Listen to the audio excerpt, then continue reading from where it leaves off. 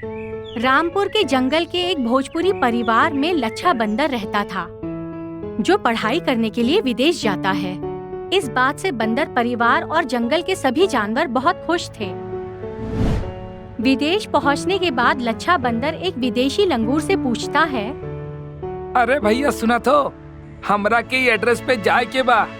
Sorry friend, I can't understand you. ओ ससुर का नाती, हमका गाली देवत हो। ठहर जा बुड़बक, हम तुमका वही बतावत हैं। लच्छा बंदर उस विदेशी लंगूर को पीटने लगता है। उसे पीटता देख दूसरा विदेशी बंदर माइक उसके पास जाता है। Hey guy, why are you beating him? ओ तेरी, तू हमरा के गाली देवत हो का? लच्छा बंदर को भोजपुरी में बात करता देख माइक भी उससे भोजपुरी में बात करने लगता है, क्योंकि माइक को भोजपुरी आती है। अरे भाई, हम तुमसे जानल चाहत हैं, आखिर तुम एकरा को काहे पीट रहे हो? अरे बाप रे, ये तो अपन भाषा बोलत है। अरे भैया, वो का है, ये लंगूर हमरा के गाली देवत रहा। फिर माइक बंदर ने लंगूर से सारी बातें पूछकर कहा, योमी कौन? अरे तो जा रहा है, तुम एकरा के जाए काहे दे रहे हो? वो तुमको गाली नहीं दिया, वो तुम्हार बात को समझे नहीं किया रहा। ठीक बा, पर तू एक को बात बतावा दोस्त, तू गोरा और उहो गोरा। वो गोरा हमार बात नहीं समझत रहा, तो तू कैसन समझ गया? दरअसल हम इंडियन ही हई। हम यहाँ आके गोरी बंदरिया से शादी कर लिया हूँ और फिर यहीं बस गया हूँ। अरे वाह, तू तो हमारा अपना निकला यार। तो भैया, एक हिंदुस्तानी होए के नाते तुम हमारे एक काम करो। दरअसल हम यहाँ नया हैं, तो हमको यहाँ रहे खातिर एक किराए का घर दिला दो। माइक एक हिंदुस्तानी बंदर होने की वजह से लच्छा बंदर को अपने घर में रहने के लिए कहता है। तुम चाहो तो हमारे घर पे रह सकत हो, तुमको लगाना नहीं देवे के पड़ी। हम तुमको बोलबो ना करब कि तुमको दुगना लगान देवे के पड़ेगा, पर तुमका घर के किराया दे के पड़ी।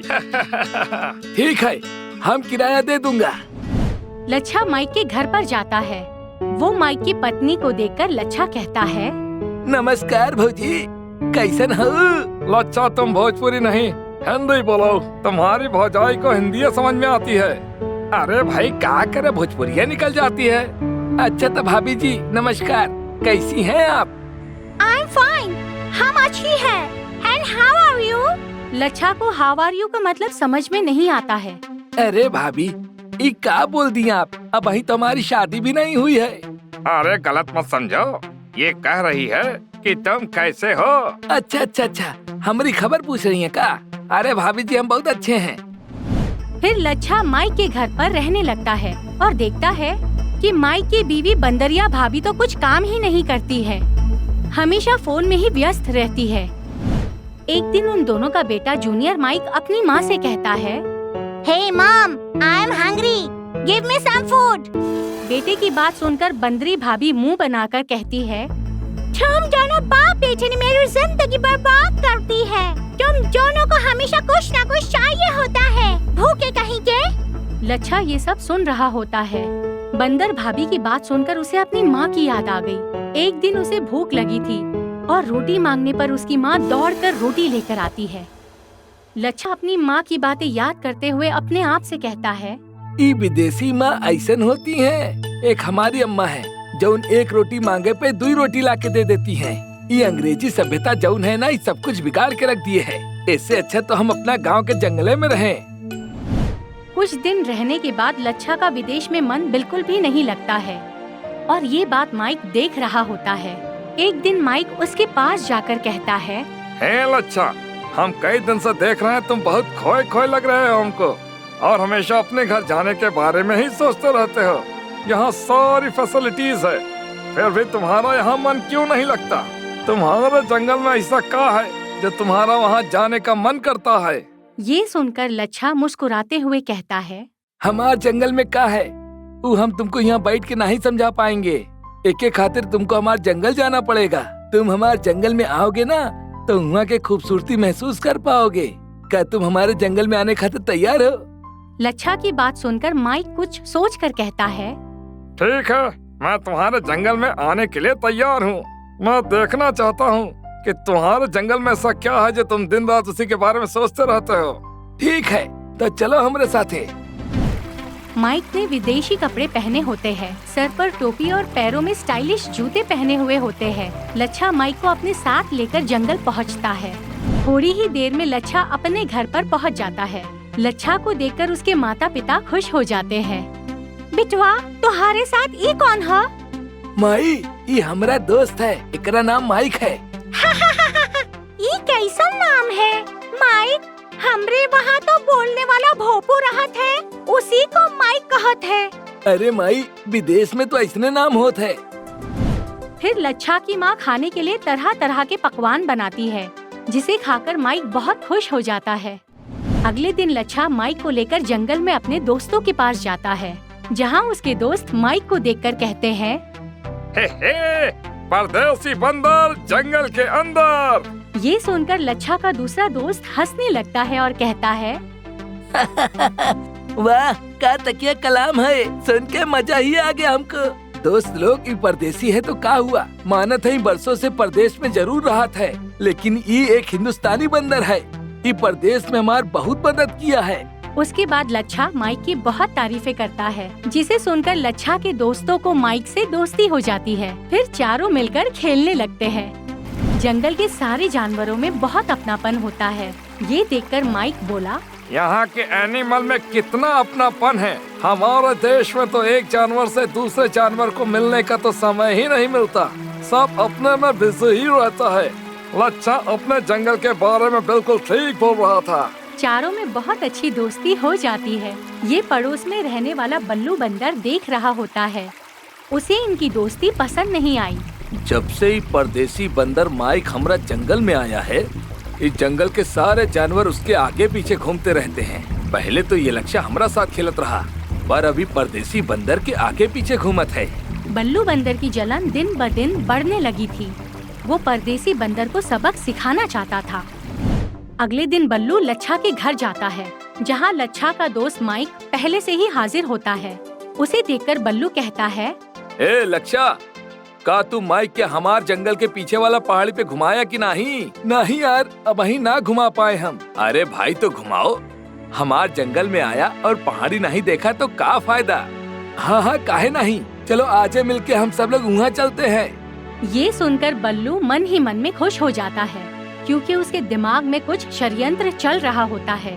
हम तो यह चाहत हई, आज ही परदेसी बंदर के हम सबक सिखा के रहा, या तो ये मर जाएगा और अगर बच गया ना तो अपने आप ही अपन देश वापस भाग जाएगा। फिर हंसते खेलते सभी दोस्त जंगल के पहाड़ी इलाके पर पहुंच जाते हैं, जहां बल्लू योजना के अनुसार माइक को पहाड़ी के नीचे वाली खाई में फेंकने की कोशिश करता है, मगर गलती से बल्लू का दांव उल्टा पड़ जाता है। गलती से वहां पर रखे पत्थर पर बल्लू का पैर टकरा जाता है और बल्लू खुद खाई में गिरने लगता है। तभी माइक उसका हाथ पकड़ लेता है। दोस्त, टेंशन मत लेना, मैं तुमको बचा लेगा। हाय लच्छा, हेल्प मी, बल्लू को बचाओ। तभी लच्छा और उसके दोस्त आ जाते हैं। सारे मिलकर बल्लू को ऊपर खींच लेते हैं। ये सब बल्लू देख रहा होता है। उसे शर्मिंदगी महसूस होती है। माइक, हमको माफ कर दो, हम तुमको गलत समझे। हम तो तुमका खाई में गिरावा चाहत रहे, पर हम खुद ही गिर गए। तुम हमार जान बचायो, एकर खातिर बहुत बहुत शुक्रिया। तुम हमको मारना चाहता था, मगर क्यों? हमको लगा परदेसी बंदर बहुत स्वार्थी होते हैं, पर तुम तो अच्छा बंदर निकले भाई। हमरा के माफ कर दियो माइक, आई एम सॉरी। दोस्ती में no sorry no thank you. क्या तुम्हें ये रूल मालूम नहीं है? बताए ना, तुमने मेरे साथ आखिर ऐसा क्यों किया? क्यों किया? क्योंकि जब कोई बाहर वाला हमारे देश में आता है तो हमें डर लगता है कि कहीं वो हमारे दोस्तों को हमसे छेड़ न ले। शायद इसलिए तुमने हमारे साथ ऐसा किया। हाँ माइक, तुम सच कहा था। I am really very sorry. Ballu को अपनी गलती का एहसास हो जाता है। उसके बाद विदेशी बंदर माइक बहुत सारी अच्छी यादें लेकर अपने देश वापस चला जाता है। बल्लू बंदर सुंदर वन में रहता था। वो स्वभाव से बड़ा शरारती था। कभी वो पक्षियों के घोंसले तोड़ देता तो कभी झूठ बोलकर जानवरों को आपस में लड़वा देता। उसकी शरारतों से जंगल के सभी पशु पक्षी बहुत परेशान रहते थे। जंगल के जानवरों के साथ छेड़छाड़ करने के अलावा उसका एक और शौक था, वो था सिनेमा देखना। जब भी बल्लू जंगल के प्राणियों को परेशान करके थक जाता तो सिनेमा घर में जाकर अपनी पसंदीदा फिल्म देखता था। वैसे तो बल्लू अक्सर ही फिल्म देखता था, लेकिन आज पूरे 3 घंटे की फिल्म खत्म होने के बाद भी जैसे फिल्म का फितूर उसके दिमाग से उतर ही नहीं रहा था। चिंटू भाई, जब से मैंने ये सुपर हीरो वाली फिल्म देखी है ना, मेरा मन भी सुपर हीरो बनने का कर रहा है। कितना अच्छा होता अगर मैं भी एक सुपर हीरो बनकर यहाँ से वहाँ उड़ता और सबकी मदद करता। क्या बल्लू भाई, आप एक बंदर हो बंदर। आप सुपर हीरो कैसे बन सकते हो? क्यों नहीं बन सकता? सुपर हीरो सबकी मदद करते हैं ना। बस मैं भी जंगल में सबकी मदद करके उनका सुपर हीरो बनूंगा। बल्लू भाई, सुपर हीरोज सुपर हीरो वाला सूट भी तो पहनते हैं। तुम वो सूट कहाँ से लेकर आओगे, बताओ जरा। सूट का क्या है? सूट तो हम अपने टोडरमल हाथी से सिलवा लेंगे। अगर ऐसी बात है तो फिर चलो। बल्लू और चिंटू बंदर मिलकर टोडरमल हाथी के पास जाते हैं और बल्लू के लिए एक बढ़िया सा सुपर हीरो सूट सिलवा लेते हैं। अगले दिन बल्लू अपना सुपर हीरो सूट पहनकर इतराते हुए घर से निकलता है। अरे बल्लू भैया, एक बार आईना तो देख लेते। ये क्या, आज चड्डी कपड़ों के ऊपर पहनकर ही घर से निकल पड़े। चीकू, तुम बिल्कुल बेवकूफ हो। ये चड्डी नहीं है, सुपर हीरो सूट है। तुम बिल में रहने वाले छोटे से चूहे हो। तुम ये सब नहीं समझ पाओगे। सुपर हीरो वो क्या होता है बल्लू भाई? तुम ये समझ लो कि आज से मैं इस जंगल का रक्षक हूँ। अगर किसी पर कोई भी मुसीबत आए तो मुझे याद करना, मैं सबकी मदद करूँगा। बल्लू और चीकू चूहे की बात सुनकर खरगोश भी वहाँ आ जाता है। बल्लू भाई, बाकी सब तो ठीक है, लेकिन आपके सूट में एक कमी है। आपके पीछे वो लंबा सा कपड़ा तो लटक ही नहीं रहा। उसके बिना तो आप सुपर हीरो लग ही नहीं रहे। खरगोश की बात सुनकर बल्लू जाकर अपने कमरे का पर्दा गले में बांधकर आ जाता है। आंखों पर काला चश्मा चढ़ाए लाल रंग की सुपर हीरो वाली ड्रेस पहनकर बल्लू पूरे जंगल में उछलता घूम रहा था। बल्लू को ऐसे अजीबोगरीब कपड़े पहना देख धीरे धीरे जंगल के सभी जानवर जैसे हाथी, घोड़ा, बाघ सब उसके आसपास जमा हो जाते हैं। अरे अच्छा किया दोस्तों, आप सब मुझे यहीं मिल गए। मैं भी आप लोगों से मिलने ही आ रहा था। क्यों भाई, हमसे मिलने क्यों आ रहे थे तुम? और ये क्या हुलिया बना रखा है, सर्कस में भर्ती हो गए हो क्या? अरे नहीं भाइयों, मैं आज से आप सभी का रक्षक हूँ। आप में से किसी को भी कोई भी परेशानी हो तो मुझे बताना। आप लोगों की मदद करने में मुझे खुशी होगी। तुम्हारे जैसा धूर्त बंदर कब से सबकी मदद करने लगा? मैं भूला नहीं हूँ। पिछले महीने ही तुमने मेरे अंडे गिराकर फोड़ दिए थे। ये सुपर हीरो के कपड़े पहन लेने से कोई सुपर हीरो नहीं बन जाता। तुम्हारी असलियत यहाँ सब लोग जानते हैं। यहाँ तुम्हारी दाल नहीं गलने वाली। मुझे अपनी पिछली गलतियों का बहुत पछतावा है। मेरा यकीन करो, अब मैं सुधर गया हूँ। बल्लू सबको अपनी बात पर यकीन दिलाता है, लेकिन जंगलवासी इतनी आसानी से उस पर भरोसा करने को तैयार ही नहीं थे। बल्लू सुबह से लेकर शाम तक यूं ही जंगल में घूमता रहता है, लेकिन कोई भी उसे मदद के लिए नहीं पुकारता। वो उदास मन से पेड़ के ऊपर बैठकर आम खा रहा होता है कि तभी उसे दिखाई देता है कि हिरनी का पति उसके पास बैठकर जोर जोर से रो रहा है। बल्लू इस डाल से उस डाल पर छलांग लगाता झटपट हिरण के पास पहुंच जाता है। हिरण भाई, क्या बात है? तुम रो क्यों रहे हो? कोई परेशानी है तो मुझसे कहो। बल्लू, मेरी पत्नी अचानक से गिरकर बेहोश हो गई है। इसे तुरंत वैद्य के पास ले जाना होगा, लेकिन कैसे लेकर जाऊं ये समझ नहीं आ रहा। हिरण की बात सुनकर बल्लू पेड़ पर ऊपर नीचे यहाँ वहाँ कूदने लगता है। बल्लू भाई, ये आप क्या कर रहे हो? मैं अपनी तरफ से दौड़ भाग करके हिरनी को वैद्य के पास ले जाने का रास्ता ढूंढ रहा हूँ। हिरण समझ गया था कि इस बल्लू के बस का कुछ भी नहीं है, इसलिए वो सरपट दौड़ लगाता हाथी के पास जाता है और उससे मदद मांगता है। हाथी की मदद से हिरनी जल्दी वैद्य के यहाँ पहुँच जाती है। बल्लू, अगर तुम्हारे मदद करने का इंतजार करता तो पता नहीं आज क्या हो जाता। माफ करो भैया, लेकिन आज के बाद तुम मेरी मदद करने की कोशिश मत करना। हिरण की बात सुनकर बल्लू जाकर बरगद के पेड़ के नीचे बैठ जाता है। तभी उसे एक चिड़िया के ची ची की आवाज सुनाई देती है। बल्लू आसपास देखता है तो उसे पेड़ की डाल पर एक चिड़िया दिखाई देती है जो अपने घोंसले के आसपास उड़कर जोर जोर से चिल्ला रही थी। क्या हुआ चिड़िया, तुम चिल्ला क्यों रही हो? बल्लू, आंधी के कारण मेरा घोंसला गिरने ही वाला है।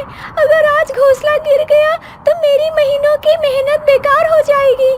तुम चिंता मत करो चिड़िया, सुपर हीरो बल्लू है ना तुम्हारी मदद करने के लिए। बल्लू दौड़ते हुए पेड़ के ऊपर चढ़ जाता है और पेड़ के तने से सीधा उस शाखा पर जंप करता है जहां चिड़िया का घोंसला बना था। लेकिन कूदते हुए बल्लू के पीछे लटकता कपड़ा झाड़ियों में फंस जाता है और फट जाता है। बल्लू के सूट के फटने से अब जानवर उसका मजाक बनाने लगते हैं। जानवरों के मजाक से तंग आकर बल्लू पहाड़ी के ऊपर सुनसान जगह पर जाकर जोर जोर से रोने लगता है। ये आपका कैसा न्याय है भगवान? जब तक मैं सबके साथ गलत व्यवहार करता था मैं सुखी था, और अब जब मैं सबकी भलाई करना चाहता हूँ सिर्फ सबके मजाक का पात्र बनकर रह गया हूँ। बल्लू के रोने की आवाज सुनकर एक सुंदर सी गुलाबी कपड़ों वाली परी उसके सामने आ जाती है। बल्लू, तुम शाम के समय क्यों रो रहे हो? क्या तुम नहीं जानते, जब दिन और रात मिलते हैं उस समय रोना नहीं चाहिए?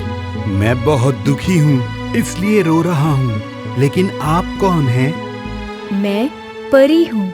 मुझे तुम्हारी रोने की आवाज सुनाई दी तो मैं खुद को रोक नहीं पाई। कहो, तुम्हें क्या परेशानी है? मैं एक सुपर हीरो बनकर जंगल वासियों की मदद करना चाहता था। देखो, इसलिए मैंने सुपर हीरो मंकी मैन की ड्रेस भी सिलवाई है। लेकिन सच तो ये है कि ड्रेस पहनने से नहीं बल्कि सुपर पावर होने से कोई सुपर हीरो बनता है। तुम्हारे सच्चे आंसू मेरे मन को दुख पहुंचा रहे हैं बल्लू। अगर तुम सच में सबकी मदद करना चाहते हो तो ये लो, ये जादुई लॉकेट है। इसे पहनते ही तुम्हारे अंदर सुपर पावर आ जाएगी। बल्लू को जादुई लॉकेट देकर परी वहाँ से गायब हो जाती है। सबसे पहले तो ये पता लगाता हूँ कि क्या सच में ये लॉकेट जादुई है या नहीं। बल्लू लॉकेट को गले में पहन लेता है और लॉकेट से कहता है, लॉकेट, जंगल में जहाँ भी कहीं मुसीबत है मुझे वहाँ ले चल। बल्लू के इतना कहते ही वो उड़ते हुए जंगल में शेर सिंह की गुफा के पास पहुँच जाता है। वहाँ जाकर बल्लू देखता है कि एक शिकारी जाल बिछाया बैठा हुआ है। बल्लू एक बार फिर लॉकेट की मदद से जंगल के जानवरों के पास पहुँच जाता है। भाइयों, सब लोग अपनी जान बचाकर छुप जाओ, जंगल में शिकारी आ गया है। मैंने देखा वो शेर सिंह की गुफा के पास जाल बिछाकर बैठा है। अगर ऐसी बात है तो दिखाओ अपनी पावर और बचा लो हम सबकी जान। तुम तो सुपर हीरो हो ना। अब बस तुम सब देखते जाओ। बल्लू तुरंत अपने लॉकेट की मदद से शिकारी के पास जाता है और उसकी बंदूक छीनकर फेंक देता है। इसके बाद बल्लू आंधी की तरह आकर शिकारी को भी हवा के साथ उड़ाकर ले जाता है और जंगल से दूर कहीं ले जाकर पटक आता है। शिकारी के वहां से जाते ही पूरे जंगल में खुशी का माहौल बन गया था। अब तो सारे जानवर बल्लू को सुपर हीरो बल्लू कहने लगे थे। बल्लू भी परी के दिए लॉकेट को सबकी भलाई के लिए उपयोग करने लगा था। अब वो छोटे और कमजोर जानवरों की मदद करता और मुसीबतों से सबकी रक्षा करता। इस तरह बल्लू बंदर सुंदर वन का सुपर मंकी बनकर सबका फेवरेट बन गया। चंपारण के जंगल में जय और वीरू नाम के दो बंदर रहते हैं। जय और वीरू ने जंगल के सारे जानवरों की नाक में दम करके रखा है। इसीलिए सभी जानवर उन दोनों की शिकायत करने के लिए शेर सिंह के दरबार में बैठे हुए हैं। महाराज, हम सभी जानवरों की मांग है कि जय वीरू को जल्द से जल्द हमारे जंगल से बाहर निकाल दिया जाए। हाँ महाराज, अगर वो जंगल में ज्यादा दिन रहे ना तो जंगल को ही बेच देंगे। रामू, तुम तो बंदर हो और जय वीरू भी बंदर हैं, फिर भी तुम उन दोनों की फरियाद कर रहे हो। हाँ महाराज, ये दोनों बड़े मक्कार बंदर हैं, पैसों के लिए कुछ भी कर सकते हैं। कुछ भी बोले तो क्या इन्होंने तुम्हारे साथ कुछ किया है क्या? हाँ महाराज, एक दिन मेरे पेट में दर्द हो रहा था तो वो दोनों मेरी मदद करने के बहाने मुझे डॉक्टर के पास लेकर गए। डॉक्टर ने कहा मेरे पेट में पथरी है, तो जय वीरू ने डॉक्टर से कहा कि ऑपरेशन का जितना भी खर्च होगा ना वो हम देंगे, लेकिन फौरन रामू बंदर के पेट का ऑपरेशन करके पथरी को निकाला जाए। ये तो बड़ी अच्छी बात है, उन्होंने तो तुम्हारी मदद की है ना। खाक मदद की है महाराज, पथरी निकालने के बहाने उन दोनों ने मेरी किडनी बेच दी महाराज। क्या? जय वीरू को पेश किया जाए। जय वीरू हाजिर है महाराज। जय वीरू, जंगल के सभी प्राणियों का कहना है कि तुम दोनों जंगल के लिए खतरा हो, इसलिए तुम दोनों को 2 साल के लिए जंगल से तड़ी पार किया जाता है। पर महाराज, हमें अपनी बेगुनाही साबित करने का मौका तो दीजिए। नहीं, किसी दूसरे जंगल में रहकर तुम दोनों को अपनी बेगुनाही साबित करनी होगी। दूसरे जंगल में रहकर अगर तुम लोग इस जंगल का नाम रोशन करोगे तो तुम्हें बेगुनाह माना जाएगा, ये हमारा हुक्म है। सभी के साथ शरारत करना जय वीरू को भारी पड़ चुका था। 2 साल की सजा काटकर अपनी बेगुनाही को साबित करने के लिए वो दोनों दूसरे जंगल में जाते हैं। भाई जय, नए जंगल में तो हम दोनों आ गए, मगर हम दोनों यहाँ ऐसा क्या करें कि पुराने जंगल का नाम रोशन हो?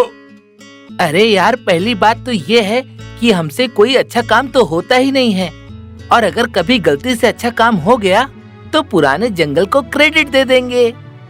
हाँ यार, अगर पुराने जंगल की इज्जत बढ़ाएंगे तो हो सकता है कि हम दोनों की सजा भी माफ हो जाए।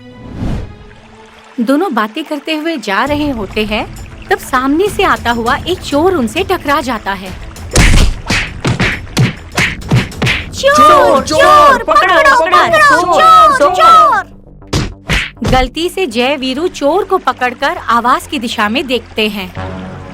चोर चोर पकड़ो पकड़ो चोर चोर पकड़ो पकड़ो। सभी जानवरों को लगता है कि जय वीरू ने ही चोर को पकड़ा है। अरे वाह, तुमने चोर को पकड़ लिया। हाँ, देखो देखो भाइयों, ये दोनों कितने बहादुर हैं। अबे जय, बोल वीरू। ये लोग ऐसा समझ रहे हैं कि चोर को हम दोनों ने पकड़ा है। हाँ, तो फिर झूठ की शुरुआत अभी से ही शुरू कर देते हैं। देखो भाइयों, ऐसे छोटे मोटे चोर को पकड़ना तो हमारे बाएं हाथ का खेल है।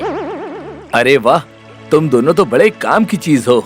आओ, तुम्हें जंगल के राजा से मिलवाता हूँ। सभी प्राणी जंगल के राजा राम सिंह के पास जाते हैं। महाराज, इन दोनों शूरवीरों ने इस खतरनाक चोर को पलक झपकते ही बड़ी बहादुरी के साथ पकड़ लिया। वाह, ये तो वाकई में बहादुरी का काम है और दोनों बहादुरों की हम कद्र करते हैं। अपना परिचय दो शूरवीरों। महाराज, हम पुराने जंगल से आए हैं किसी खुफिया मिशन के लिए। तुम दोनों को देखते ही मुझे लगा था कि तुम दोनों बड़े सरकारी ऑफिसर होंगे, और देखो दोनों ऑफिसर ही निकले। हाँ, मगर हमारी खुफिया मिशन वाली बात किसी से बताना मत, वरना वो आतंकवादी अलर्ट हो जाएंगे। तो क्या तुम आतंकवादियों को पकड़ने के लिए आए हो? हाँ, हमें खबर मिली है कि वो आतंकवादी यहाँ पर बॉम्ब ब्लास्ट करने वाले हैं। क्या?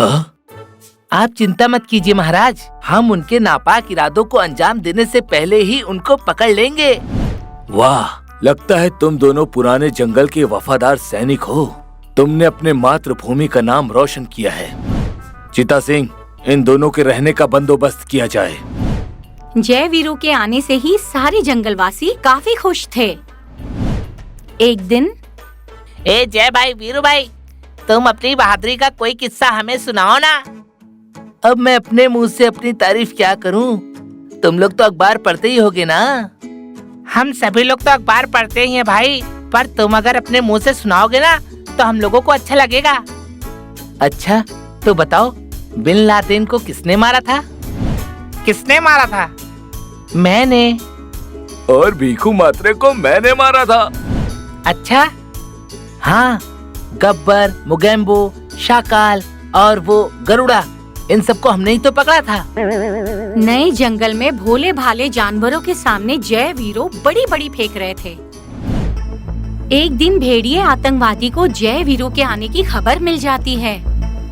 सांभा, हमने सुना है कि पुराने जंगल से हमें पकड़ने के लिए 2 लंगूर आए हैं। जी उस्ताद, वो कह रहे थे कि आपको पकड़ना ही उनका खुफिया मिशन है। ये बात, अब मजा आएगा। अब क्या हुक्म है सरकार? क्या दुश्मन के वार का इंतजार करें? नहीं, दुश्मन के वार का इंतजार बेवकूफ करते हैं और अक्लमंद अटैक करते हैं। आज रात हम दोनों उन पर हमला कर देंगे। कोई शक? हम तैयार हैं उस्ताद। अबे जय, बोल वीरू। अबे नए जंगल में रहने का तो इंतजाम हो गया। खाना पेड़ पर जो फल लगे हैं हम उसे खा लेंगे, मगर पीने के लिए पानी कहाँ से लाएंगे? अरे मैंने सुना है कि 2 किलोमीटर दूर एक तालाब है। पानी पीने के लिए हमें रोज वहाँ पर जाना पड़ेगा। अबे जय, तू मोटा है और तेरी अकल भी मोटी है। अबे पानी पीने के लिए इतना दूर कौन जाएगा? हम यहाँ कुआं खोद देते हैं। अरे माँ कसम, क्या आइडिया बताया है तूने। अगर हम यहाँ पर कुआं खोद देते हैं तो हमें पानी पीने के लिए 2 किलोमीटर दूर नहीं जाना पड़ेगा। और सभी जानवरों को भी तो इतना दूर नहीं जाना पड़ेगा ना। हाँ, तब तो जंगल का राजा हमारी और ज्यादा इज्जत करेगा। सही पकड़ा है भाई तूने। फिर दोनों मिलकर कुआं खोदते हैं। रात के वक्त भेड़िया अपनी गैंग के साथ जय वीरू पर अटैक करने के लिए आते हैं, पर अंधेरे के कारण उन्हें कुआं दिखता नहीं है और सारे भेड़िए कुएं में गिर जाते हैं। सुबह होते ही कुएं से भेड़ियों की आवाज आती है।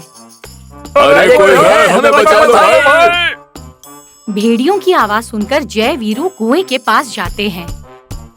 क्यों भाई, क्या हुआ? अरे भाई, तुम जिस खुफिया मिशन पर आतंकवादी को पकड़ने के लिए आए हो ना, वो आतंकवादी मैं ही हूँ। अच्छा? हाँ, और हम यहाँ तुम्हें मारने के लिए आए थे, पर कुएं में गिर गए। कृपया करके आप लोग हमें बचा लीजिए। आप जो कहेंगे हम लोग करेंगे। ठीक है, ठीक है। तभी जंगल का राजा राम सिंह और सारे प्राणी वहाँ आ जाते हैं। अरे वाह, तुमने तो खतरनाक आतंकवादी को भी पकड़ लिया। महाराज, इन्होंने आतंकवादियों को पकड़ने के लिए कुआं खोदा, और मजे की बात तो ये है कि आतंकवादी उस कुएं के अंदर गिर भी गए। वीरू, बोल विजय। इन लोगों को ऐसा लग रहा है कि हमने कुआं आतंकवादियों को पकड़ने के लिए खोदा था। हाँ, तो इन्हें पता नहीं चलना चाहिए कि हमने कुआं पानी पीने के लिए खोदा था। सही पकड़ा है तूने। जाबाज शूरवीरों, पहले तुम दोनों ने चोर को पकड़ा, फिर आतंकवादियों को पकड़कर अपने साहस, शक्ति और अक्लमंदी का परिचय दिया है। तुम दोनों कमाल हो। महाराज, दरअसल पुराने जंगल की धरती ही ऐसी है जहां हम जैसे शूरवीर पैदा होते हैं। धन्य है तुम्हारी पावन धरती को और धन्य है तुम्हारे जंगल को। हम आज ही पुराने जंगल के राजा को न्योता देकर यहाँ पर बुलाएंगे और तुम्हारे साहस और वीरता को पुरस्कार देंगे। अगले दिन नए जंगल के राजा का संदेशा मिलते ही शेर सिंह अपने मंत्री के साथ नए जंगल की तरफ चल पड़ता है। नए जंगल पहुंचते ही नए जंगल का राजा शेर सिंह का स्वागत करता है। नए जंगल में आपका स्वागत है महाराज। नया जंगल आपका हमेशा ऋणी रहेगा महाराज। आपके जंगल के 2 महायोद्धाओं ने महाचोर और बड़े आतंकवादियों को पकड़वाकर हमारे जंगल में अमन और शांति स्थापित की है। हम आपको ये बताना चाहते हैं कि इन दोनों शूरवीरों ने अपनी मातृभूमि यानी कि अपने पुराने जंगल का नाम रोशन किया है। हम चाहते हैं कि आप इन दोनों को सम्मानित करें। जय वीरों की तारीफ सुनकर शेर सिंह खुश हो जाता है और पुरानी जंगल की इज्जत बढ़ाने पर शेर सिंह तो फूला नहीं समाता।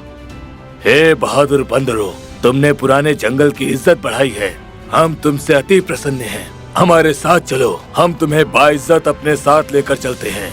वीरू, बोल विजय। हमारे जंगल में किसी को ये पता नहीं चलना चाहिए कि हमसे ये कारनामे कैसे हो गए। हाँ, पर जाते जाते मुझे ये तो बता, वो जो हिरनी है ना, वो मुझ पर मरती है यार। उससे आई लव यू बोल दूं क्या? अरे तू मरवाएगा क्या बे? जो भी बोलना है कोड वर्ड में बोलना, ठीक है? शेर सिंह के साथ जय और वीरू अपने जंगल जा रहे होते हैं। तब हिरनी कहती है, तुसी जा रहे हो, तुसी मत जाओ। अभी मुझे जाना पड़ेगा, मगर मैं वापस आऊंगा सिमरन, मेरा इंतजार करना। और फिर सभी पुराने जंगल की तरफ चल पड़ते हैं। पुराने जंगल में सभी प्राणी जय वीरू की बहादुरी के चर्चे सुनकर काफी खुश हुए। जय वीरू अब सबके साथ खुशी से मिलजुल कर रहते हैं। अगर आपको हमारा ये वीडियो पसंद आया हो तो प्लीज हमारे चैनल को सब्सक्राइब करिए और हाँ, वीडियो को लाइक और शेयर करना मत भूलिएगा। धन्यवाद।